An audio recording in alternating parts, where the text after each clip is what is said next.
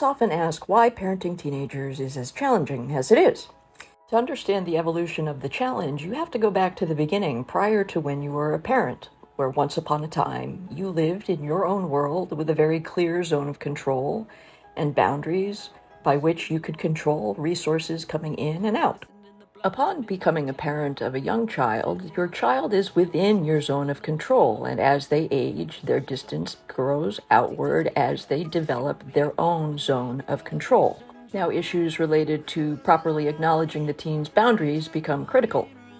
The goal as our kids move into and through adolescence is to rely less on direct control and move more towards building a zone of influence with your teen. To do this requires acknowledging the radical separateness of your teen as an individual with their own agency, and the gateway to this zone of influence is through validation. Now, there are several things that can compromise the zone of influence, and the first is invalidation. Common invalidating phrases used by parents include, "Stop being so sensitive, it's not that big a deal," and "You just want attention." Invalidation basically erases the other person's experience. A second factor that compromises zones of influence are boundary confusions.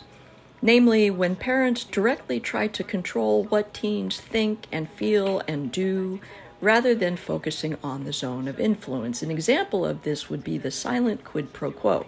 The silent quid pro quo is the classic passive-aggressive move where the parent overgives with the expectation that the teen will give in return. The issue is that the parent expectation is left unspoken. When the teen is not adequately grateful, the parent is resentful.